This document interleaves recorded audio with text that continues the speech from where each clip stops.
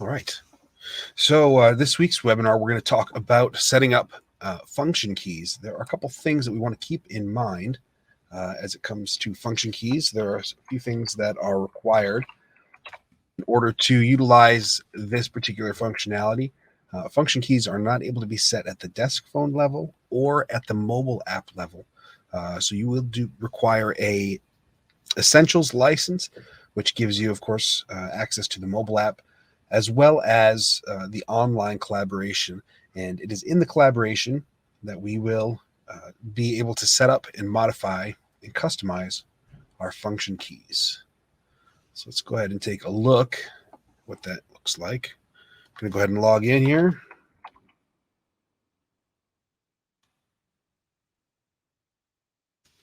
All right. So now that we're logged into our collaboration here, first thing we're going to want to do is go to the settings. Right, so we're navigating over here to our settings. And on the left-hand side, we will see third option down is FN keys. Okay. So taking a look, when you guys first log into your collaboration, or if you have not yet updated your FN keys, you'll probably see something that looks a little bit like this. Part of our default programming includes the park locations, and that's about it. We do also have this empty key here, and we'll talk about that in just a moment. But now that we can see what we have here, let's go take a look at what our keys look like in collaboration, and we'll see those two park locations. All right. So at this FN key tab in the top ribbon, we can see we have our Park 1, Park 2. We really want to customize those, put some speed dials on, maybe some colleague buttons so we can check the status of some of our colleagues. There is the colleague view here, and let me just explain briefly. With the colleague view, again, if your company is not too big or you don't have too many people to look at in this view, this is pretty useful. You can see at a glance people that are active and online, whether they're away or do not disturb. You can see the status of those individuals. However, if you have 40 people or sometimes more, depending on the scenario, this can be a little bit less useful. One of the things about the colleague view is it does place everybody in alphabetical order. So we can see that Adele and Anne are over here at the top left. And that's great. Maybe the person that I would like to speak to isn't visible in this first view and I have to scroll a little ways. Additionally, this top left corner, any corners I kind of think of as, kind of prime real estate for buttons I need to get to quickly or if I'm accessing them frequently. And I don't have the ability to program that here at this level. So probably limited in its functionality, again, especially as you get more and more colleagues in this view. It just becomes a little bit harder to utilize. So go back to the FN key tab here. And because this is programmable, I can move this Park 1 and Park 2 from this top left position and replace it with something that makes sense for me, something that I'm going to utilize more. So you still have the same functionality across the board between the colleague view and the colleague keys as they're programmed in the function keys settings. So we'll go ahead and take a look at that in just a moment. So across the board, the function keys are unified across all of your devices. So in the collaboration, we do not have a limit on function keys. You can have over 100 of them, and they will just be added to the page, and you can scroll through and choose those function keys. And that includes speed dials, things like switches for managing call routing, colleague buttons, park locations, line keys, etc. On the mobile app itself, and I think, let me take a look here. I can just grab my phone and show you guys the mobile app. I think on the mobile app itself, we do have the ability to see function keys as well. Okay, there's Park 1 and Park 2.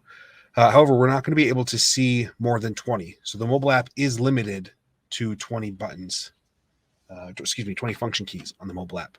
And we also get to see these on the desk phone. So here's a quick shot of the desk phone showing we have Park 1 and Park 2. If we'll look back at the screen briefly, as I mentioned, we have this empty key.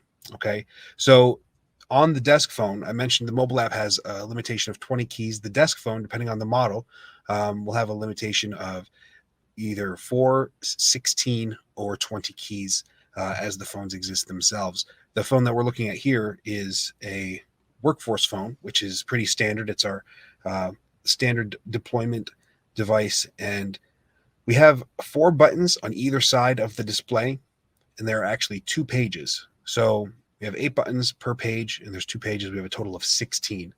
And you'll see Park 1 and Park 2 are located in the left-hand positions.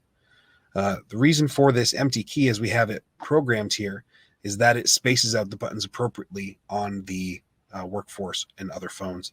The phone keys are numerical in order from left to right. So the top left button is the button 1, and the top right button would be button 2. So the second left button would be button 3, and the second right button would be button 4, and on and on. So the left-hand side, the keys are really key 1, key 3, key 5, and key 7, and the right hand's 2, 4, 6, and 8 for the first page, and on for the second page. So that is why we have this empty key here, to help us space those out. And again, mostly for those users who are mostly using the phone. It doesn't show up in the function key settings, or excuse me, the function key view in Collaboration or on the mobile app. So we don't have to worry about that. It's simply for spacing on the phone. So jump back to our settings here. We're going to go ahead and add a couple options. There are a lot of different function key types that we can add, and we're not going to go too in depth to each of them in this particular webinar, but we can answer any questions you may have about those, and we'll maybe post a link to the Confluence with some more information about the different types and the functions of them. But real quick, go down the list. We have our colleague buttons. We have park locations, like we have existing already.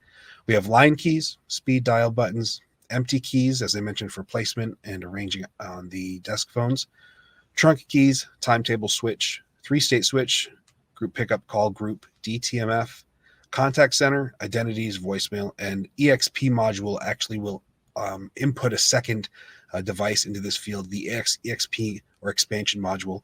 Those belong with the welcome console phones, the reception or kind of admin phones that have 20 buttons on the phone themselves and an additional 40 on the expansion consoles. So we're going to go ahead and add a colleague button. Let's go ahead and do this. And I'll demonstrate real quick for you. Let's go and add a good old Ben. And we'll do another one of these.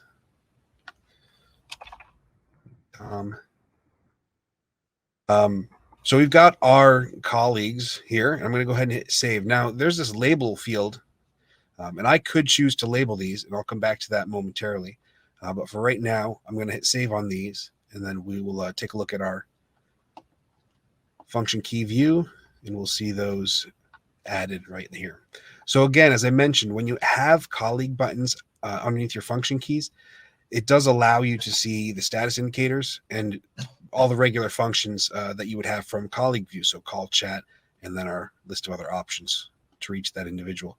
So if we were to go over here and look at Tom, we've got the exact same layout.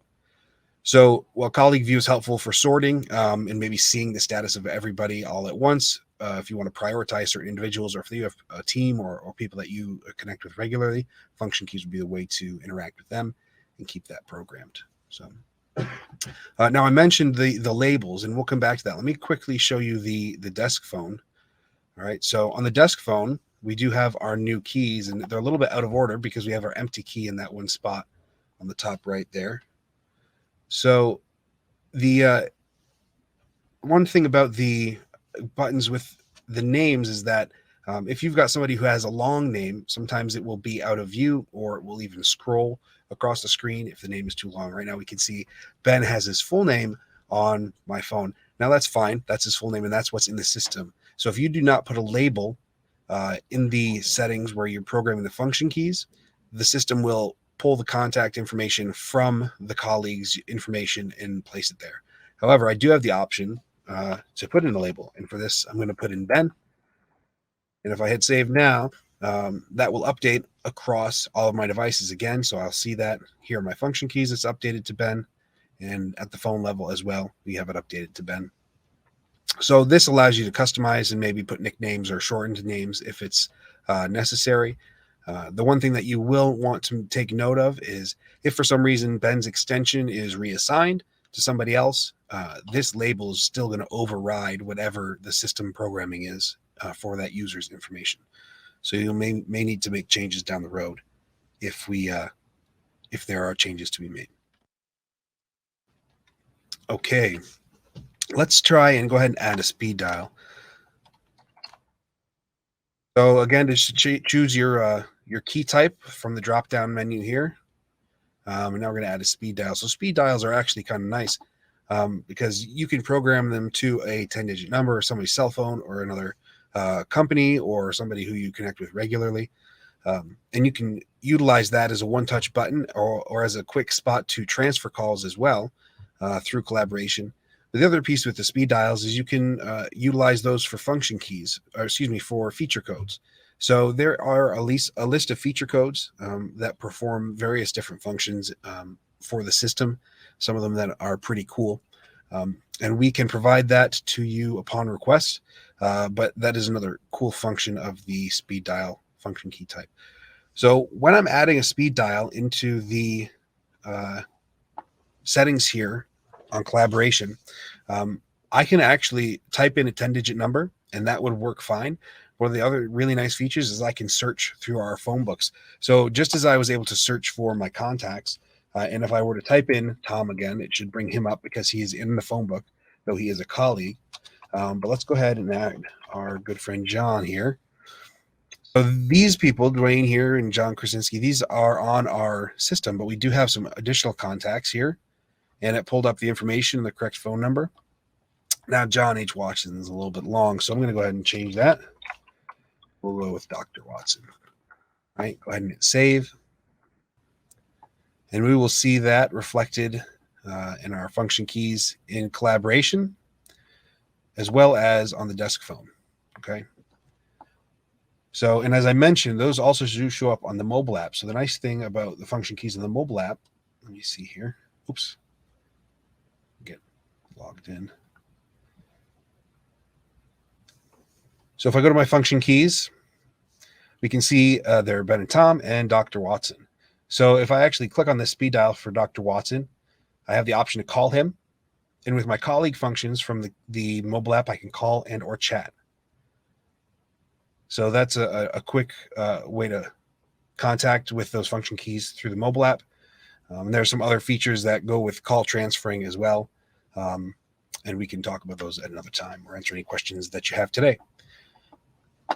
So back to our function keys here. With all these other options, as I mentioned, the majority of those other types of keys are not going to be utilized, but they are there. The switch keys typically are overriding the standard call routing for regular business hours and or perhaps a holiday. If there's a special message that you guys would like to play as opposed to the standard greeting, we could utilize something like that. Group pickup is also a great key because it allows you to monitor a call group, or say you have a department that you're overseeing or managing. You can see calls coming in, perhaps take calls if you need to, if they're overwhelmed or something like that. So there's some added functionality there. There's a lot more to be said about some of those unique programming ideas. And if you guys have questions about what we can do and how we can help you guys work better, be sure to let us know.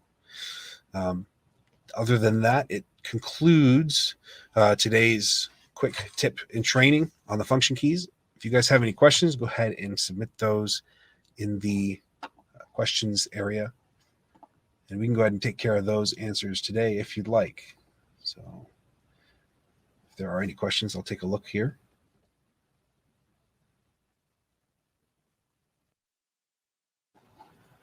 Okay.